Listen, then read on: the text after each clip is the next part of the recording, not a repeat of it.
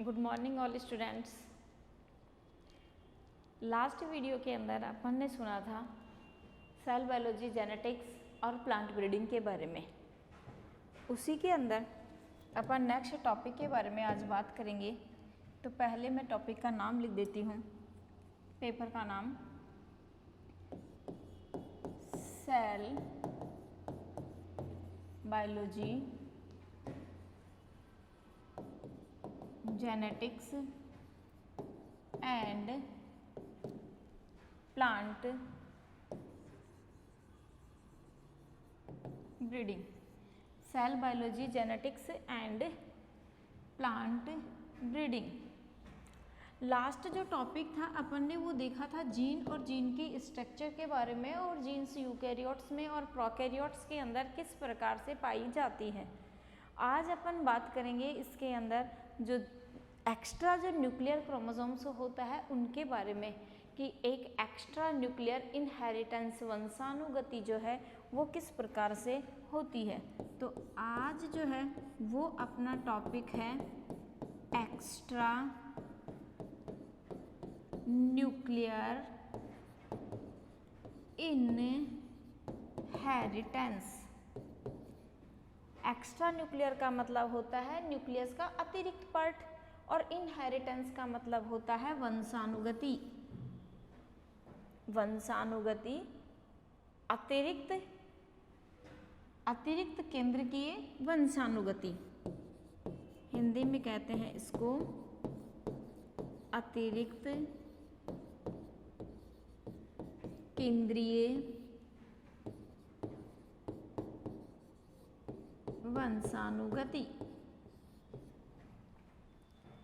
पहले हमें ये पता होना चाहिए कि इनहेरिटेंस क्या होता है, उसके बाद में हम एक्स्ट्रा न्यूक्लियर के बारे में डिस्कस करेंगे। सबसे पहले अपन बात करते हैं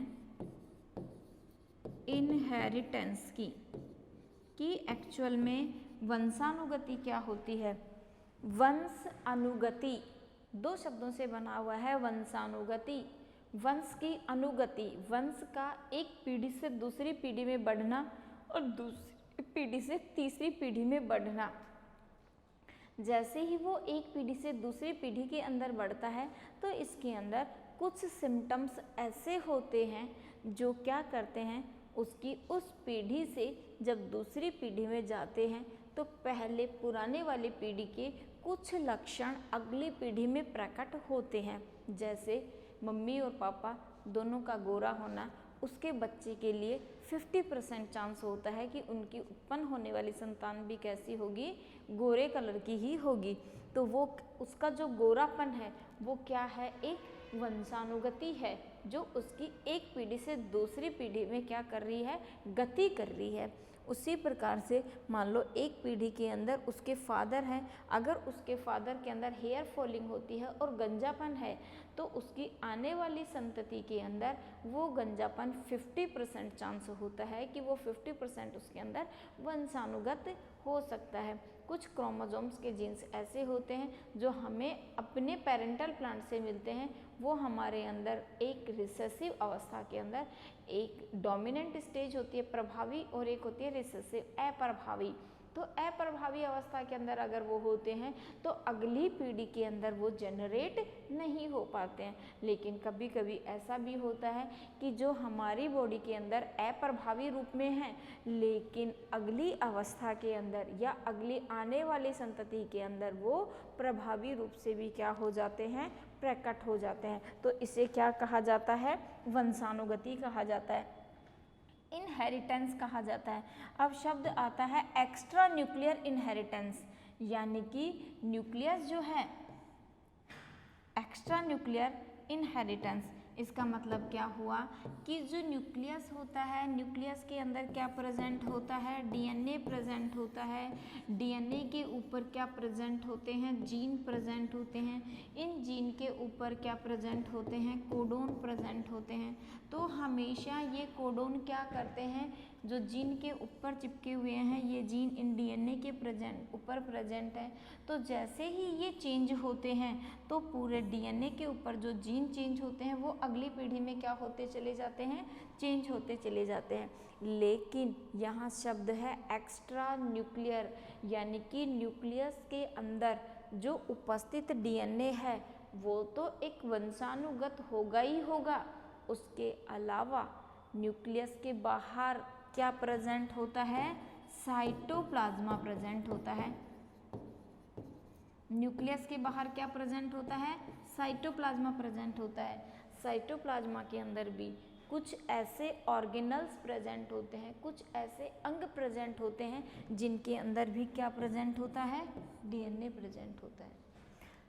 तो हम इसको क्या कह सकते हैं कि जब किसी न्यूक्लियस के अंदर उपस्थित डीएनए के अलावा दूसरे ऐसे साइटोप्लाज्मिक ऑर्गन्स हो जिनमें भी डीएनए प्रेजेंट हो और वो भी क्या हो, वंशानुगत, तो उसको क्या कहते हैं, एक्स्ट्रा न्यूक्लियर इनहेरिटेंस।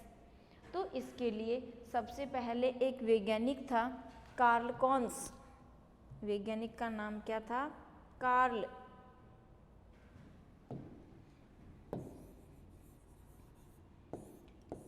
जो है वो एक ऐसा वैज्ञानिक था कार्ल कॉन्स, जिसने क्या कहा था कि वंशानुगति के ऊपर सबसे पहले खोज किसने की थी, मेंडल ने की थी। भाई मेंडल ने सबसे पहले वंशानुगति को समझाया था कि एक पीढ़ी से दूसरी पीढ़ी के अंदर मटर के लक्षण जो है वो किस प्रकार से प्रकट होते हैं, कि उसके अंदर खिलने वाले जो फ्लावर है वो पहले पिंक होते हैं, फिर वाइट होते हैं, और उन दोनों का अगर हम करवाते हैं क्रॉस हाइब्रिडाइजेशन करवाते हैं तो उसके बाद में जो बनने वाले फ्लावर होते हैं वो पिंक कलर के हो जाते हैं। सबसे पहले इसके बारे में किसने खोज करी थी, मेंडल ने करी थी। लेकिन मेंडल के जस्ट बाद में कार्ल नामक एक वैज्ञानिक ऐसा हुआ था जिसने ये बात कही थी कि वंशानुगति केवल मेंडल के द्वारा ही नहीं खोजी गई।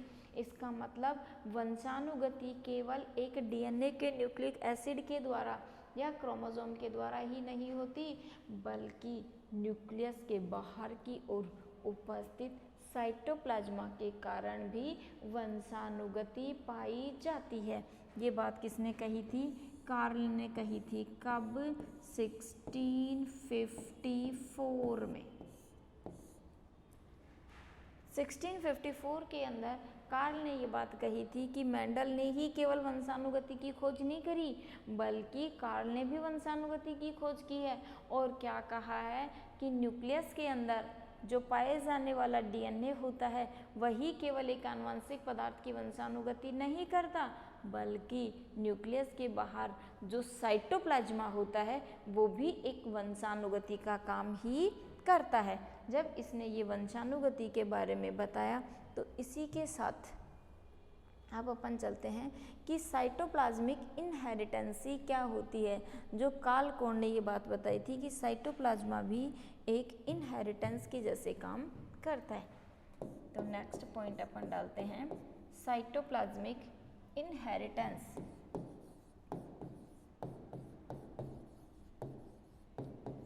साइटोप्लाज्मिक इनहेरिटेंस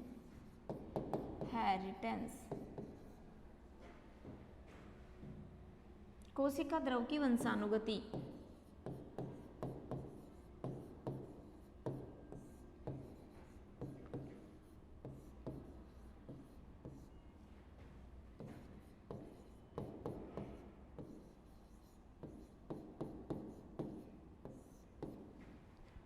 कोशिका द्रव की वंशानुगति, साइटोप्लाज्मिक इनहेरिटेंस। इनहेरिटेंस के बारे में तो मैंने आपको अभी समझाया ही है, एक पीढ़ी से दूसरी पीढ़ी के अंदर वंशानुगत होना।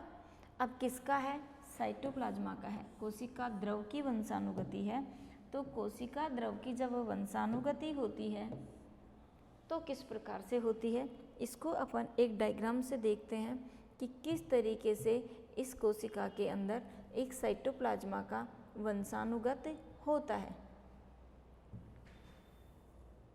ये मैं आपको एक बार इसको डायग्राम से समझाती हूँ कि किस तरीके से इसके अंदर वंशानुगति होती है। ये किसका डायग्राम है, आपको सबको अच्छे से समझ में आ रहा होगा देख के ही कि माइटोकॉन्ड्रिया का डायग्राम है। माइटोकॉन्ड्रिया जो है वो एक साइटोप्लाज्मा से बाहर की ओर न्यूक्लियस से बाहर की ओर पाए जाने वाला ऑर्गेनल्स होता है। एक क्रोमोसोम जो होते हैं वो भी इसके साइटोप्लाज्मा के अंदर पाए जाने वाले ऑर्गेनल्स होते हैं, जिसके अंदर एक होता है क्लोरोप्लास्ट। तो न्यूक्लियस जो है उसके अंदर, न्यूक्लियस के अंदर तो क्रोमोसोम होते ही होते हैं, क्रोमोसोम्स होते हैं। इसके अलावा माइटोकॉन्ड्रिया और क्लोरोप्लास्ट, इन दोनों के अंदर भी क्या प्रेजेंट होते हैं, क्रोमोसोम्स प्रेजेंट होते हैं। माइटोकॉन्ड्रिया और क्लोरोप्लास्ट में भी क्या प्रेजेंट होते हैं, क्रोमोसोम्स जो हैं वो प्रेजेंट होते हैं। तो उनमें से अपन किसकी बात करते हैं, माइटोकॉन्ड्रिया की बात कर रहे हैं कि ये डायग्राम में आपको माइटोकॉन्ड्रिया दिखाया गया है। इस माइटोकॉन्ड्रिया के अंदर ये बताया गया है कि ये सबसे बाहर की ओर जो वॉल प्रेजेंट है ये तो इसकी आउटर मेम्ब्रेन प्रेजेंट है, ये इसकी आउटर मेम्ब्रेन प्रेजेंट है। इस आउटर मेम्ब्रेन के अंदर की ओर जो मेम्ब्रेन है वो है इसकी इनर मेम्ब्रेन। इस इनर मेम्ब्रेन के अंदर की ओर आपको ये हल्के लाइट कलर की बाउंड्री के फॉर्मेशन में दिख रही है इस तरीके से, ये है इसकी क्रिस्टल मेम्ब्रेन। इस क्रिस्टल मेम्ब्रेन के अंदर क्या क्या भरा हुआ है, एक तो भरा हुआ है मैट्रिक्स और दूसरा भरा हुआ है इसकी क्रिस्टीफॉर्म में। तो ये दोनों पार्ट इसके अंदर प्रेजेंट है और इसके अंदर किसका सिंथेसिस होता है, एटीपेज का सिंथेसिस होता है। इसलिए माइटोकॉन्ड्रिया को क्या कहते हैं, सेल का पावर हाउस भी कहा जाता है, क्योंकि इसके अंदर एटीपेज का सिंथेसिस होता है। और ये प्रेजेंट रहा इसका राइबोसोम्स, जो किसके रूप में है, एक आरएनए के फॉर्मेशन में प्रेजेंट है। और ये जब आरएनए के फॉर्मेशन में होता है इसका मतलब इसके अंदर जो क्रोमोसोम है वो प्रेजेंट है। जैसे ही ये साइटोप्लाज्मा के अंदर प्रेजेंट होता है तो साइटोप्लाज्मा के अंदर जो माइटोकॉन्ड्रिया और क्लोरोप्लास्ट प्रेजेंट होते हैं उनके अंदर भी क्रोमोसोम प्रेजेंट होते हैं और उन क्रोमोसोम्स के ऊपर उनके खुद के जीन प्रेजेंट होते हैं। वो जीन क्या करते हैं, एक पीढ़ी से दूसरी पीढ़ी के अंदर वंशानुगत होते रहते हैं। जब ये एक पीढ़ी से दूसरी पीढ़ी के अंदर वंशानुगत होते हैं, ये दिखाया हुआ है माइटोकॉन्ड्रियल डीएनए। जब ये एक पीढ़ी से दूसरी पीढ़ी के अंदर वंशानुगत होते हैं तो अपने खुद के जीन भी ट्रांसफ़र करते हैं।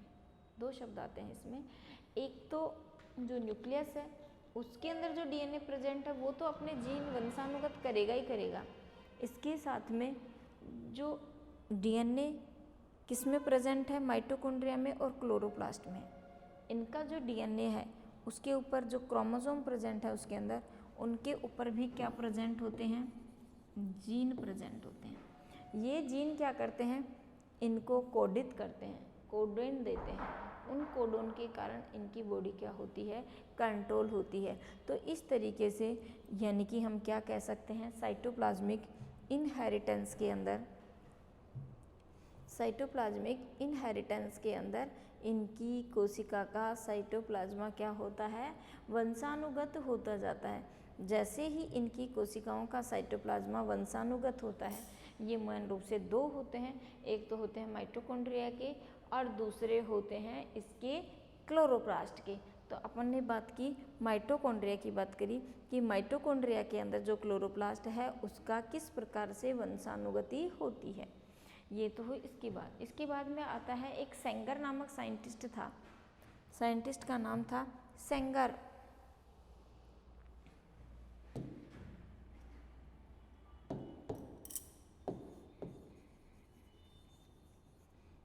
सेंगर नामक जो साइंटिस्ट था उसने पहली बार 1950 के अंदर ये बात कही थी कि किसी प्लांट्स के या उच्च प्लांट्स में, उच्च प्लांट शब्द यूज़ करते हैं इसके लिए, हायर कैटेगरी प्लांट्स, कि जो हायर प्लांट्स होते हैं उनके अंदर जो वंशानुगति होती है वो किसके द्वारा होती है, सीपीडीएनए के द्वारा, यानी कि क्लोरोप्लास्ट डीएनए के द्वारा, क्लोरोप्लास्ट डीएनए के द्वारा होता है। इसको रूथे सेंगर भी कहते हैं। इस साइंटिस्ट का कई जगह नाम लिखा हुआ मिलता है, रूथे सेंगर।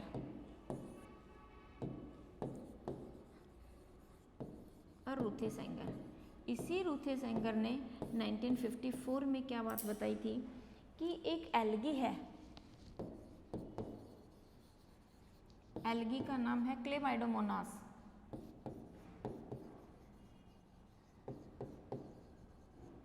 क्लेमाइडोमोनास, ये सबने सुना ही होगा। एक एल्गी है, ग्रीन एल्गी है क्लेमाइडोमोनास। क्लेमाइडोमोनास एक ऐसी एल्गी है जिसके साइटोप्लाज्मा के अंदर ऐसे जीन प्रेजेंट थे, उन जीन ने इसकी प्लांट बॉडी को क्या किया, एक पीढ़ी से दूसरी पीढ़ी के अंदर वंशानुगत किया था। ये बात किसने खोजी थी? रूथे सेंगर। रूथे सेंगर नामक जो साइंटिस्ट था उसने पहली बार ये बात खोज करके और बताई थी कि जब इसके ऊपर किसी भी एल्गी के जो क्लोरोप्लास्ट है इसके अंदर संक्रमण होता है तो इसके संक्रमण के कारण धीरे धीरे ये क्या हो जाते हैं, अपने साइटोप्लाज्मा को क्या करती हैं, इसकी बॉडी के अंदर ट्रांसक्रिप्ट करती है। और साथ ही इन्होंने ये बात और बताई इसी के साथ में कि जो क्लेमाइडोमोनास है, इस क्लेमाइडोमोनास के अंदर कुछ ऐसे वर्णक पाए जाते हैं जिनके कारण वो एल्गी जो है वो अपने न्यूक्लिक एसिड को उसके अंदर ट्रांसफ़र करने की पूरी प्रोसेस को भी देखी जाती है। ऐसा नहीं है कि केवल एल्गी में ही होते हैं, कुछ ऐसे बैक्टीरियाज भी होते हैं जैसे स्ट्रेप्टोमाइसिन, ऐसे बैक्टीरियाज भी हैं जिनके अंदर भी क्या पाई जाती है, साइटोप्लाज्मिक इनहेरिटेंस पाई जाती है, क्योंकि उनका साइटोप्लाज्मा जो है उसके साइटोप्लाज्मा का जो डीएनए होता है वो क्या करता है, उनके अंदर मूव करता है, यानी कि एक पीढ़ी से दूसरी पीढ़ी के अंदर क्या होता है, वंशानुगत होता है। जैसे ही वो वंशानुगत होता है तो उसके अंदर उनके सिम्टम्स जो हैं वो दिखाई देते हैं। इसके बाद में एक साइंटिस्ट और था, उसका नाम था विंकलर।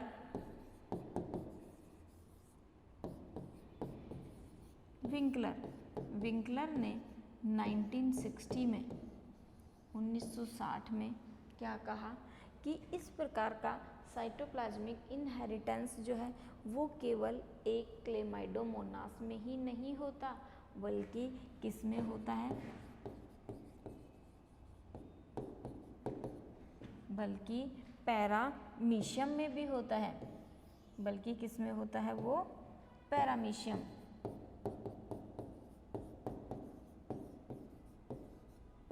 बल्कि किस में होता है, पैरामीशियम, क्योंकि पैरामीशियम की जो बॉडी होती है उसके साइटोप्लाज्मा में क्या प्रेजेंट होते हैं, कापा पार्टिकल्स, कापा कण। उनकी बॉडी के अंदर क्या प्रेजेंट होते हैं, कापा प्रेजेंट होते हैं, कापा कण प्रेजेंट होते हैं। तो जो पैरामीशियम के कापा कण होते हैं उन कापा कण की बॉडी के अंदर भी क्या प्रेजेंट होते हैं, इनकी माइटोकॉन्ड्रियल और साइटोप्लाज्मिक डीएनए प्रेजेंट होते हैं जो उनकी बॉडी से दूसरी पीढ़ी के अंदर वंशानुगत होते हैं। ये मैं आपको एक बार डायग्राम के द्वारा एक्सप्लेन करती हूँ कि किस तरीके से ये साइटोप्लाज्मिक इनहेरिटेंस जो है वो एक पीढ़ी से दूसरी पीढ़ी के अंदर वंशानुगत होते हैं। ये मैं आपको एक बार इसमें दिखाती हूँ कि किस तरीके से ये एक पीढ़ी से दूसरी पीढ़ी के अंदर वंशानुगत होते हैं।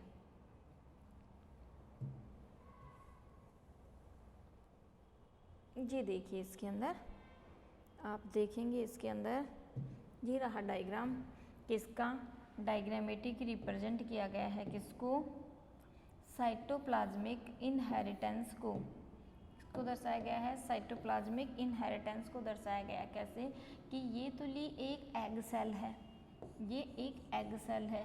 It is the female gametes which carries किस को कैरी करता है, न्यूक्लियस को और साइटोप्लाज्मिक मटेरियल को। तो ये तो रहा इसका न्यूक्लियस और ये रहा इसका साइटोप्लाज्मा। तो जो एग सेल है वो किस किस को कैरी करी, एक तो इस न्यूक्लियस को कैरी करी, एक इस साइटोप्लाज्मा को कैरी करी। ये रहा इसका स्पर्म। इस स्पर्म के अंदर कौन प्रेजेंट है, मेल गैमेट में प्रेजेंट है, जो केवल किसको कैरी करता है, न्यूक्लियस को कैरी करता है। ये इंपॉर्टेंट पॉइंट है। स्पर्म कभी भी साइटोप्लाज्मा को कैरी नहीं करता, इसलिए जितने भी साइटोप्लाज्मिक इनहेरिटेंस होते हैं वो किसके कारण होते हैं, एग के कारण होते हैं। और एग किस में प्रेजेंट होता है, मदर में प्रेजेंट होता है। तो साइटोप्लाज्मिक इनहेरिटेंस, ये क्वेश्चन कई बार पूछा हुआ है कि cytoplasmic inheritance, extra nuclear cytoplasmic inheritance किसके कारण होता है, तो हम क्या कहेंगे, मदर के कारण होता है। अगर मदर शब्द नहीं आता है तो इसकी जगह मैटरनल शब्द आ जाता है, मैटरनल शब्द आ जाता है। और अगर मैटरनल शब्द नहीं आता है तो हिंदी लिख देता है कभी कभी, इसकी मात्रक के कारण होता है। जबकि फीमेल केवल किसका इनहेरिटेंस करता है, न्यूक्लियस का करता है, यानी कि क्रोमोसोमल इनहेरिटेंस प्रेजेंट होता है या न्यूक्लियर है। जैसे इसके अंदर बताया गया है कि ये एग सेल है, ये स्पर्म है, इन दोनों ने फ्यूजन किया और किसका फॉर्मेशन किया, जाइगोट का फॉर्मेशन किया। जाइगोट ने क्या किया, अपना फर्टिलाइजेशन करने के बाद में जाइगोट बना दिया, और ये जाइगोट क्या होता है, 2n होता है। तो इसको 2n बनने के लिए इस स्पर्म ने तो केवल अपना किसका त्याग किया, इस स्पर्म ने केवल अपने न्यूक्लियस को ट्रांसफ़र किया, और ये पूरा साइटोप्लाज्मा किसका था, मदर सेल का प्रेजेंट था। तो only mother gametes will inheritance the cytoplasm, clear, किसके द्वारा, मदर सेल के द्वारा। मदर सेल के साइटोप्लाज्मा ही क्या शो करेगा, इनहेरिटी शो करेगा। केवल मदर सेल का साइटोप्लाज्मा इनहेरिटी शो करता है, पेरेंटल जो फादर होता है उसका साइटोप्लाज्मा इनहेरिटेंसी कभी भी शो नहीं करता है। तो इसके लिए हम एक क्वेश्चन जो मैंने आपको बहुत इम्पोर्टेंट समझाया, ये क्वेश्चन कई बार पूछा हुआ है कि कौन सी सेल के अंदर एक्स्ट्रा न्यूक्लियर इनहेरिटेंसी पाई जाती है, तो हम क्या आंसर देंगे, मदर सेल के अंदर एक्स्ट्रा न्यूक्लियर इनहेरिटेंसी पाई जाती है। अब अपन बात करते हैं नेक्स्ट पॉइंट की, जिसको मैं एक बार आपको डायग्राम से समझाती हूँ कि न्यूक्लियोसाइटोप्लाज्मिक इनहेरिटेंसी जो है वो किस प्रकार से होती है। ये आप इस डायग्राम में देखेंगे तो आपको समझ में आएगा कि किस तरीके से इनके अंदर इनहेरिटेंसी जो है वो पाई जाती है। ये इसके अंदर समझाया गया है किसको, कापा पार्टिकल्स को। किसके कापा पार्टिकल्स हैं, पैरामीशियम के कापा पार्टिकल्स हैं। ये हैं पैरामीशियम के अंदर पाए जाने वाले कापा पार्टिकल्स, पैरामीशियम। न्यूक्लियोसाइटोप्लाज्मिक इनहेरिटेंस किसमें, पैरामीशियम के अंदर। ये पैरामीशियम के डायग्राम बनाए गए हैं। इसके अंदर एक तो लिया है किलर और एक लिया है सेंसिटिव।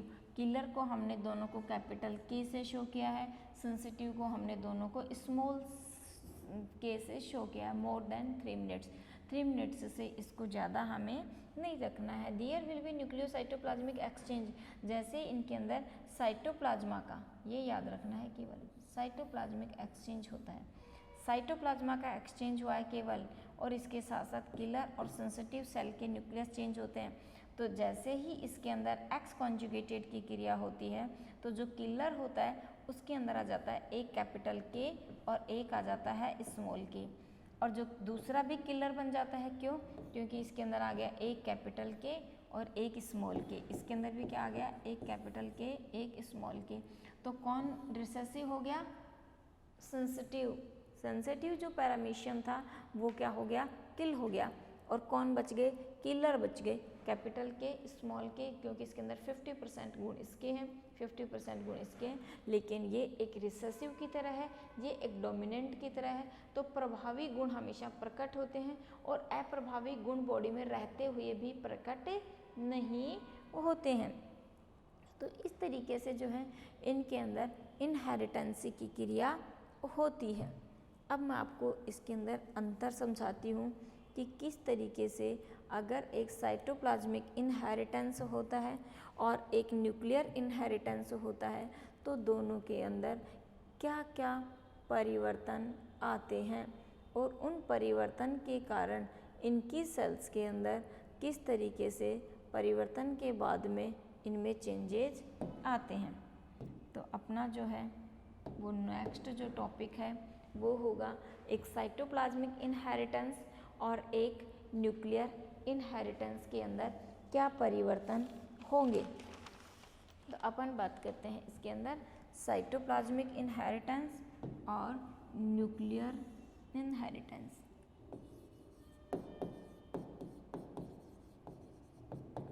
साइटोप्लाज्मिक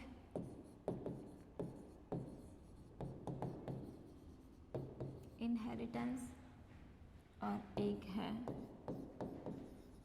न्यूक्लियर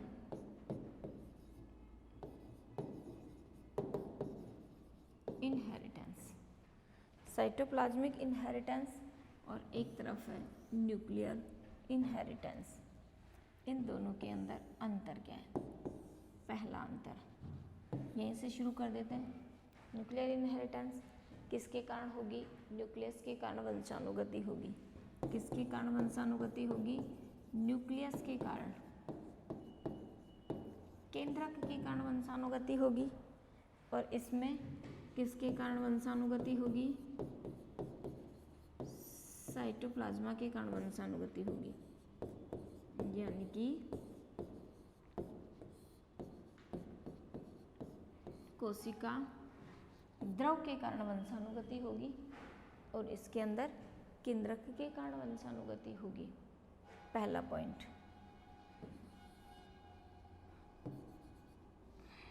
इसके अंदर केंद्रक के कारण वंशानुगति होगी और इसके अंदर एक न्यूक्लियस के कारण वंशानुगति होगी। दूसरा अंतर, न्यूक्लियस के चारों तरफ भी जीन प्रेजेंट होते हैं और साइटोप्लाज्मा के अंदर जो ऑर्गेनल्स होते हैं उन पे भी जीन प्रेजेंट होते हैं। तो इनकी यूनिट जो है वो क्या होगी? Nuclear gene. इनकी जो यूनिट है वो होगी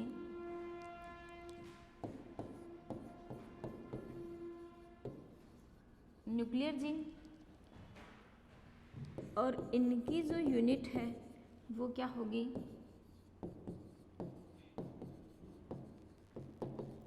साइटोप्लाज्मिक जीन। इनकी यूनिट क्या होगी? साइटोप्लाज्मिक जीन होगी। किसके द्वारा कंट्रोल होगा? न्यूक्लियर जीन के कारण।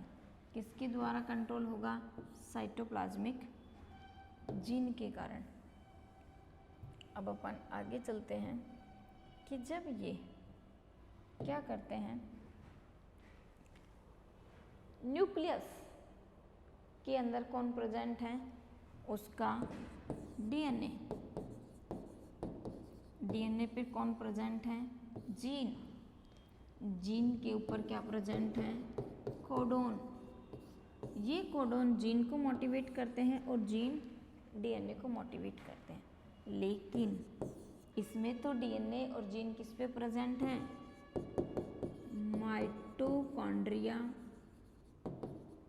माइटोकॉन्ड्रिया और